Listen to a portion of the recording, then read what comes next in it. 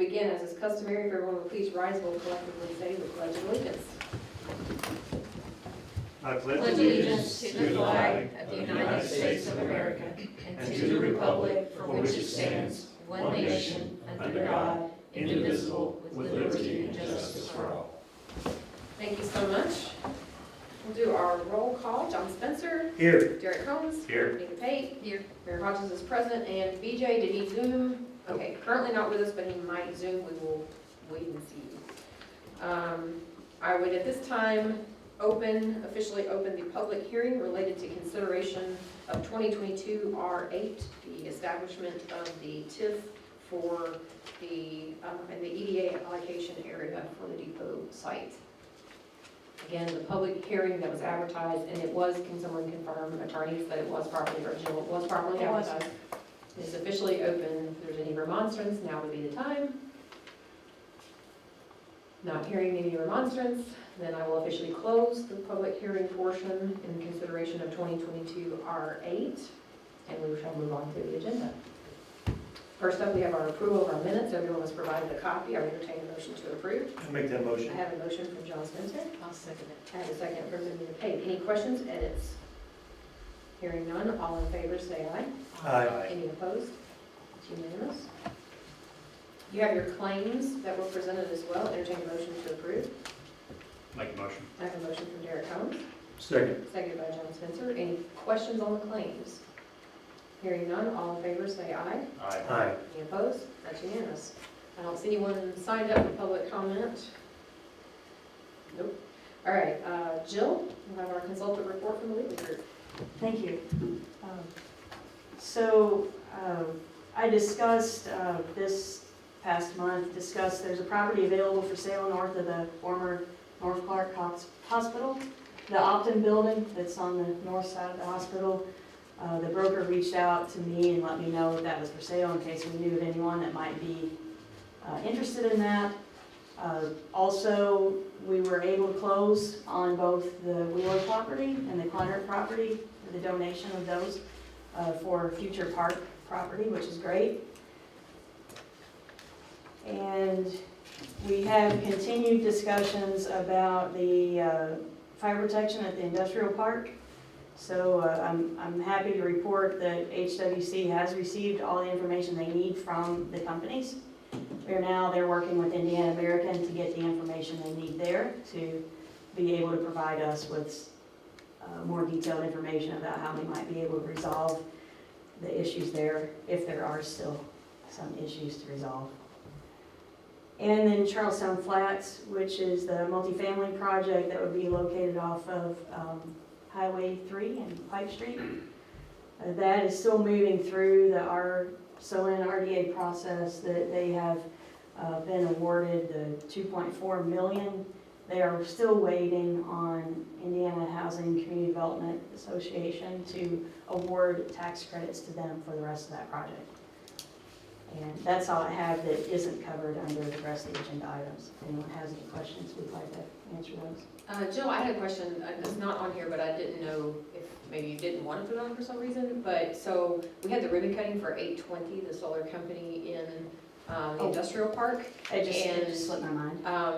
I believe that you guys, when I called you and Paul, that y'all were the ones that kind of led that through with one SI and put them in connection with each other. And so I think your report should probably reflect Okay. that, because that was Thank you. successful. That was a hard find. They wanted an office and warehouse, and so the fact that you guys were able to help them make that connection was significant. I'd like to see you edit your report and put that on. Thank you, Mayor. Sorry I omitted that. Absolutely, that's okay. You don't want the credit, I get it. It's about the city. Any other questions for Jill on the report? All right, hearing none, we'll move on to our old business. First up is the Depot Street Revitalization Project. The Depot Street TIF creation with Resolution 2022 R8, for which we just had the public hearing. And Bo Zeller will present on that. Good evening. Good evening. This is the Depot Street new allocation area for the TIF. Many of you have been through a TIF formation process before.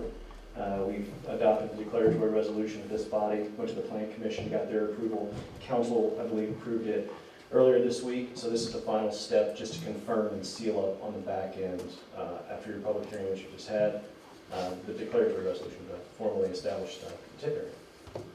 All right, so for your consideration, entertain a motion to approve Resolution 2022 R8, confirmatory resolution of the City of Charleston Redevelopment Commission confirming the resolution of the commission establishing the economic development area in coterminous. Coterminous, yes. Coterminous. Nice word. I saw that, looked, I said, what's that mean? Oh, yeah, coterminous.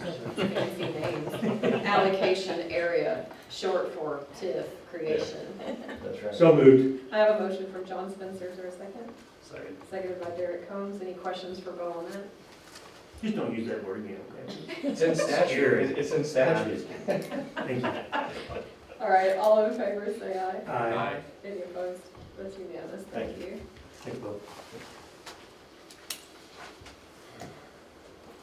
And then we have a Madison Street update.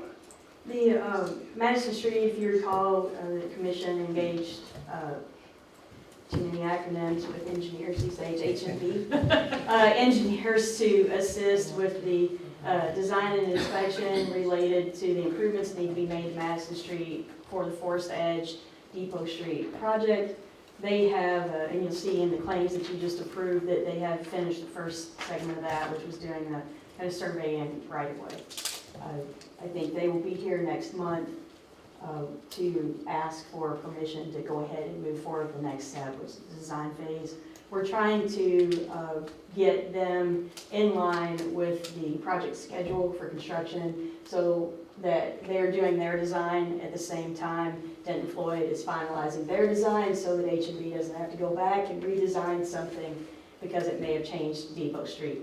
So I had anticipated them coming this month, but I spoke with Rachel Henry, who was here and did the contract, and we both decided it'd be best to wait a little bit longer so that they had the information they need from Denton Floyd before they went ahead and did the design. So we just need that to work in Denton Floyd's schedule.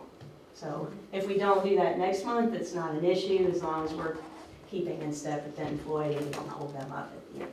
Well, and also to coordinate with Indian American Water, if that involves, and the sewer relocation, I think is the last thing they want us to pave a road and then Right. tear it up for. And that one's tricky too. We don't want to really pave that until they're about ready to open their development Right. so that they don't ruin a road, that newly paved road that's going into the development.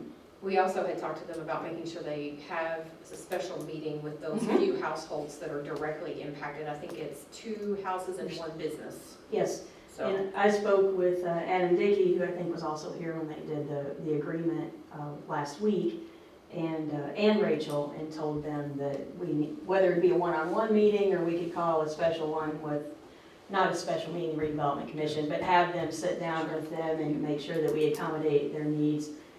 Especially the one on the, I guess, the west side of Madison Street that has the handicap ramp Yes. there, to make sure that there's adequate parking and because I think even on the opposite side of the street, there may not be any parking other than the sides of what is now Madison Street. right. So they're very much aware of that, and we're going to make sure that they meet with them and try to accommodate those people the best we can. Great. Any questions for Jill on Madison Street?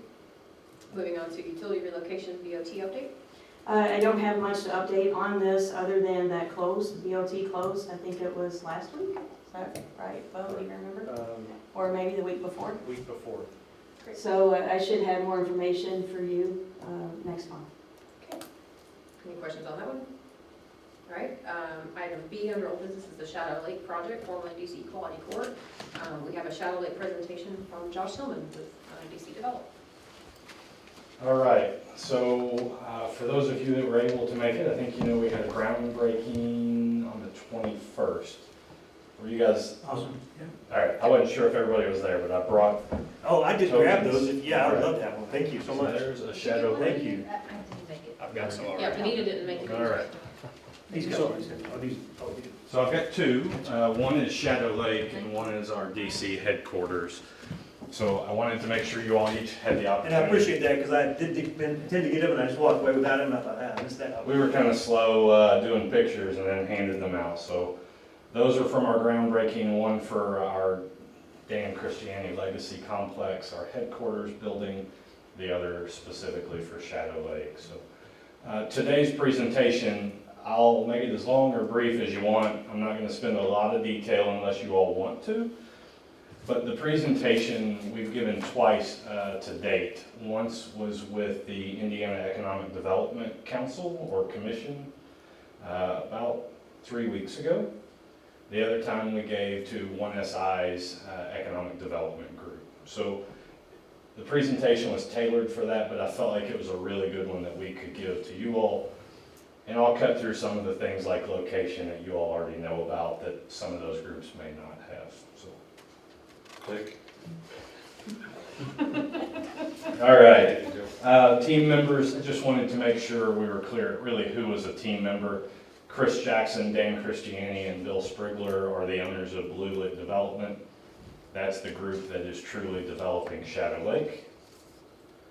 Shadowbrook Farm, this is the 270 acres right behind it. That's Chris, Dan, David Schuler, and Michael Schuler, and that's going to be our residential component. We really feel like these projects are one big project because without the residential, you don't end up with the commercial retail that's going to be there. Location, you're all aware, but we put this graphic together to really show this project in relation to River Ridge. We want to look at it as it's sort of an extension of that from the industrial, from the business perspective. We're here in Charlestown. We're a mile west of the interchange of 3 and 62, 6 miles from 265. And when we're sending this out to prospective businesses, we want them to realize how close we are to all of the interstates. And truly, once that 403 connection is in there from our connector road, Christiana Parkway, it's an even better connection. Project partners, you all were really that first and most important partner to us because without this, the partnership didn't work. It wouldn't have happened in the way it did. So the City of Charlestown, the Redevelopment Commission, ultimately the sewer board, because you can't have development without capacity. All the banks, our social media and marketing partner in Extol, you all have seen the videos. It's helped generate a whole lot of positive discussion on the project. River Ridge Development Authority, they're partnering with us and Redevelopment for the intersection. The Wheatley Group have been a great partner to help promote, support, encourage, take all the random phone calls that we make, and really just help us with this. NDOT, CSX, the week of our groundbreaking, we were able to announce that we had, we'll call it verbal approvals, but we had approvals from both of those so that we could go forward with the intersection. You're all aware there's all kinds of engineering, construction partners. It's taken a whole team. AML is building our maintenance facility. Cutter is building our shop, our office.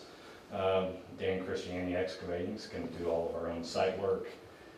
LMH helped with architecture, and then the group of 5 engineers there that are all playing different roles and parts and pieces, but we couldn't do it without each and every one of them.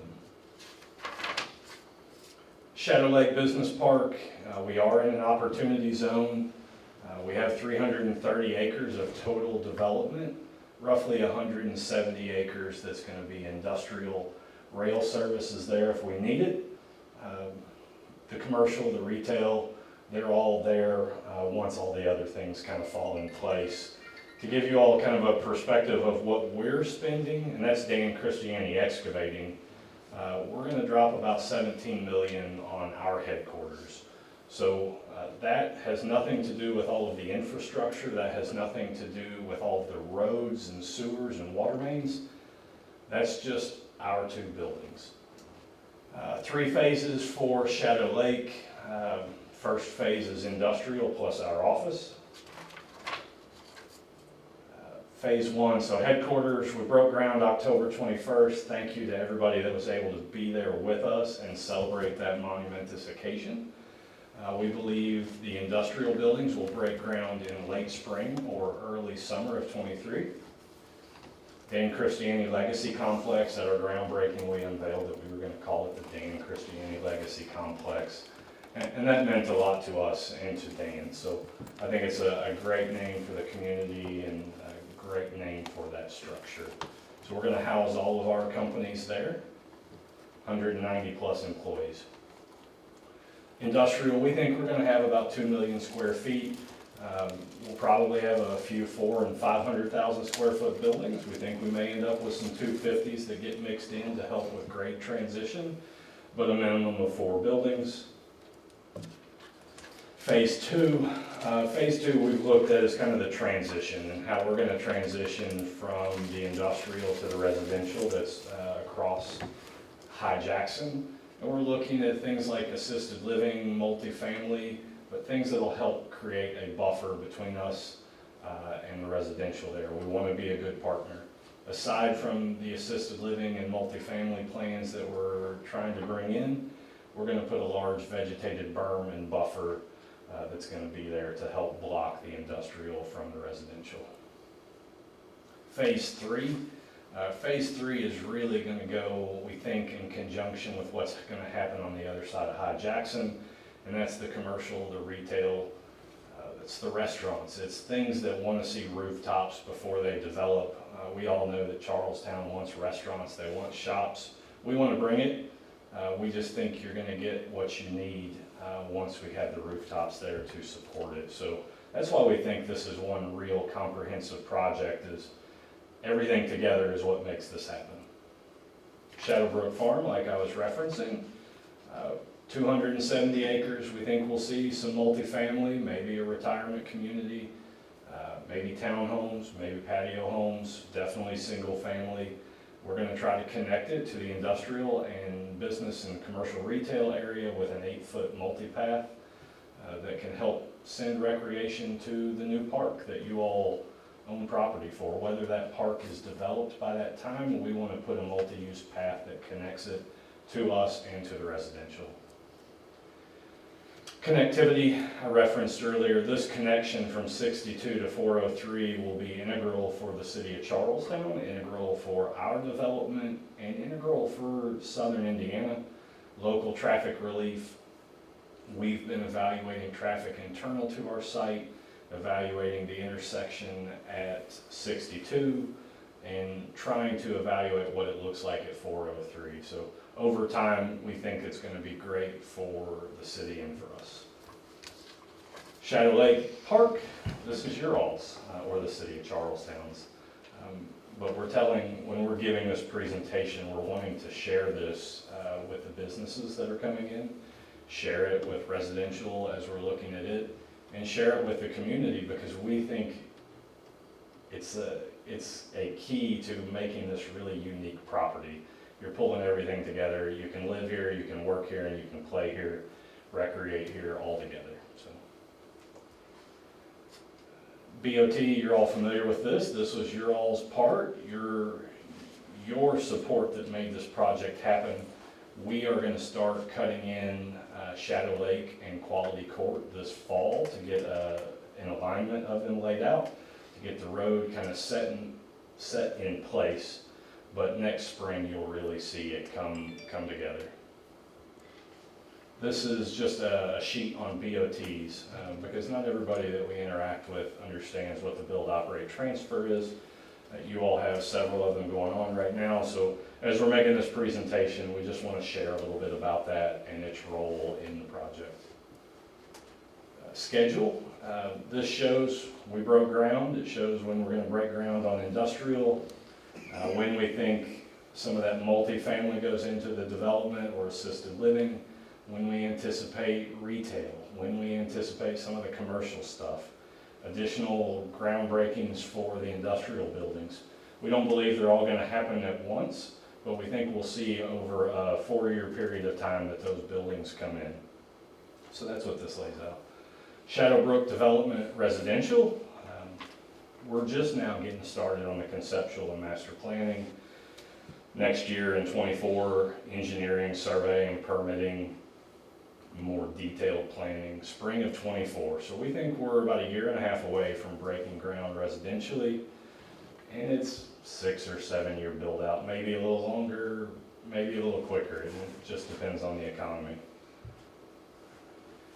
So the Wheatley Group provided us with some of the economic impacts of what construction will mean to the city of Charlestown and to the county, what it means from our construction project that's going on. I could read through these, but it talks about wages, talks about sales tax and that economic benefit. And anybody that wants this presentation, I'm glad to email out to you after. Shadow Lake operations impact, and this is with the first and one single industrial building. So this is shows the property tax, sales tax coming in, income tax coming in related to it, anticipated new jobs, average wage. This is the operations just for DC and our affiliate companies that are coming in, similar things. So this is an overall of DC Develop, which is an affiliate company that we've created of Dan Christiani Excavating, just to really help with land development, help with operations and maintenance tasks and programs. So you'll be seeing more of us hopefully within the community, but just wanted to share that. Wetland and Stream Mitigation Bank, Chris wants me to tell everybody that he has a wetland and stream bank up in New Wash. So we're using part of that stream mitigation bank for some of the wetlands we have on site. Contacts, you guys all know how to get a hold of us, but that's just the wrap up. So I will gladly take any questions that you all have. I'm glad to share it, or Jill can share it with the commission if you'd like copies of the actual presentation. We think it's been pretty well received out in the community. We're excited about everything that's happening. As you saw in the front, we truly believe that Shadow Lake and Shadow Brook are going to be Charlestown's game changer for the next 10 years or more. Well, I'm very impressed. I knew you were thinking of me because I see at the beginning of that timeline, you've got the assisted living facility in front, because, you know, I'm just about there, so I want that to be done in a year or two. They seem to be popping up everywhere, but very needed in our communities. Can you go ahead and send a copy to the council? Yes, I'll do that. I'll send it to everyone. Yeah. Was able to reduce that down to where it's manageable to send, so it'll be in a PDF. Perfect. Okay. Okay. Thank you, Josh. Yeah, thank you all for letting me share that. Thank you. All right, we have an update on the Cross Run Tog, we have an update on the BOT closing. Good evening again. DOT's closing is scheduled for next Tuesday. We are on track. We have signatures from each of the party. GM Development, who was awarded the BOT, as well as New Washington State Bank, who will be buying the obligations. They also hold your 2021 TIF obligations as well, so it's always good to have a community bank involved. And then we have the city's signature pages as well. So everything's going well on that front. So still on schedule for closing next Tuesday.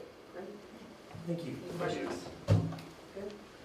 And then, yeah, you're up next with the Blue Lake Development Minimum Taxpayer Agreement. Yes, so there should be in your materials a taxpayer agreement pursuant to the development agreement that you signed with Christiani. There was a requirement that they would enter into a minimum taxpayer agreement. Minimum taxpayer agreement is typical in these types of incentives or deals. It requires the developer to, if property taxes fall below a minimum payment, they still have to make that minimum payment.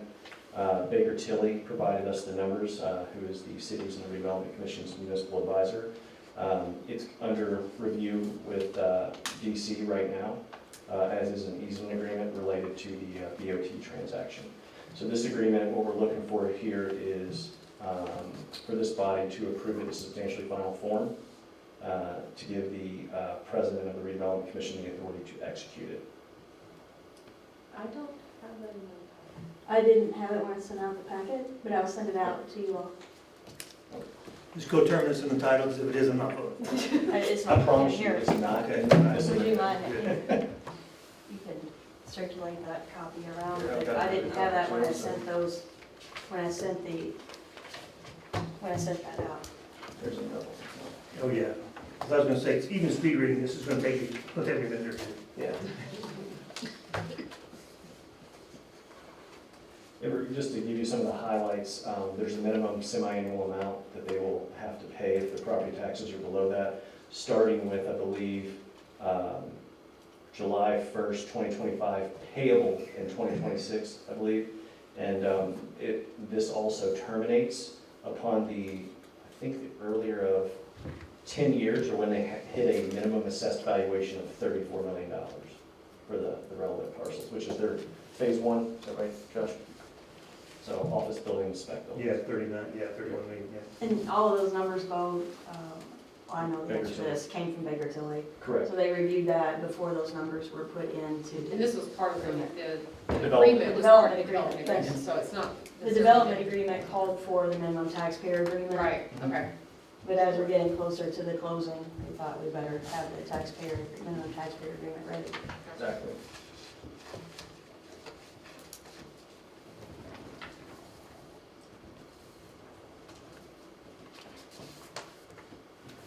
So our motion is to allow our representative to handle the responsibilities of, Yes, to approve it in substantially final form and authorize the president of the commission to execute it. so I make that motion. I have a motion to allow for approval from John Spencer, is there a second? Second. Seconded by Derek Combs. Any additional questions? I'll read over in more detail when they send and before I execute, I'll clarify with you if I have any issues, but I'm familiar with these, so. All right, all in favor, say aye. Aye. Any opposed? That's unanimous, thank you. Thank you. And I think you're up next. Oops, Ross Brown Todd, lunch tonight. Consideration of resolution 2022 R9, an amendment related to parity obligations. Yes, so what this is, New Washington State Bank, like I said, holds your 2021 TIF bonds, and they're also buying these obligations. This resolution adds a section in the resolutions for those 2021 bonds to add a parity test. What a parity test is, it basically says before the city can issue additional obligations that are secured by TIF, they have to have at least 125% coverage, which accounts for the debt you have outstanding as well as the new debt. So it's protectionary for the bank, but it's also protectionary for the city to make sure they don't overextend themselves. But you have a municipal advisor like Baker Tilly who does all those calculations. We also slightly tweaked the dates based on the 2021 obligations in the resolution you approved for the parity test for the BOT. So that already had the 125. We just added a July 15th and I think a January 15th date in there as well because, not to get into too much detail, but your 2021 obligations are leases and they are payable on the 15th. The actual TIF obligations, as BOT obligations, are payable on the 1st of August and February. So it's just to account for lease payments and BOT obligation payments. I have one question. Yes. In the heading, resolution of the City of Charlestown Redevelopment Commission amending resolution number 1 RDC. That's the resolution from 2021, Okay, I believe. so the numbering is different than resolution number 2022 R6? Yes, it was different in 2021. It was a different one, or was that from the, that's not from the RDA, was it? No, I don't believe so. That was an RDA, there was an RDA involved in that one. Right, But I think when we pulled the 2021 obligations, the transcript, the Okay. Redevelopment Commission resolution was one RDC, okay. I believe. At some point, Not the regular nomenclature that we use, so I just wanted to clarify. at some point, and I think, I'm trying to think of how long I've been doing the minutes, it might be 2 years now, that maybe the numbering was different Okay, then, I when that can, one was passed. I can double check yeah. that. I was gonna say, can the motion just include, Yeah. we'll correct To any. correct any errors in Yeah, the, I can do that. I just Absolutely. had noticed it was a little. Yep. Good. All right, so I need a motion to approve as the final edited form, resolution 2022 R9. Make a motion. I got a motion from Derek Combs. Do I have a second? I'll second. Second by Anita Page. Excuse me. Any additional questions? Hearing none, all in favor, say aye. Aye. Any opposed? All right, that's unanimous. Thank you. That double check. Don't go yet. You do That's such a it, good I'm job. done, man. Thanks, sir. Thank you. And then we have construction observation related to quality board under existing on-call. I think, You explained that really well too, by the way. I think you talked to everybody, yeah? I did talk to everybody, Yeah. yes. So you don't, as far as I'm concerned, you don't spend too much time. You did a great Okay. job of explaining Well, why, you know, why. for the we're doing on-call, this. right, Yes. right, okay. I mean, if you want to do it for the public, sure, but you can probably make it Well, as simple as. I would ask Chris if he has anything to say since he's here about what they're planning to do, but you don't have to. Well, just quickly, we're gonna work with you and the developer to make sure that the critical elements of construction that we're doing throughout the winter are covered and inspected appropriately to ensure quality for your project. And part of this is to help, not to keep the costs under control, but yet still get a quality inspection of what's going on, right? That's, yeah. So we appreciate that you're helping us keep those costs at a reasonable level for the taxpayers. Thank you. So, And in our past practice in dealing with on-call services, the commission usually blesses that or would give Chris and this authorization to move forward on that item. So that's what we're asking for tonight. All right, so I need a motion to move forward with utilizing the HWC existing on-call agreement for the construction observation related to quality court. I'll make that motion. I have a motion from John Spencer, Second. seconded by Derek Combs. Any additional questions? Hearing none, all in favor, say aye. Aye. Aye. Any opposed? It's unanimous. thank you. You make me say all the long stuff, and all y'all do is say I make that motion. We like it.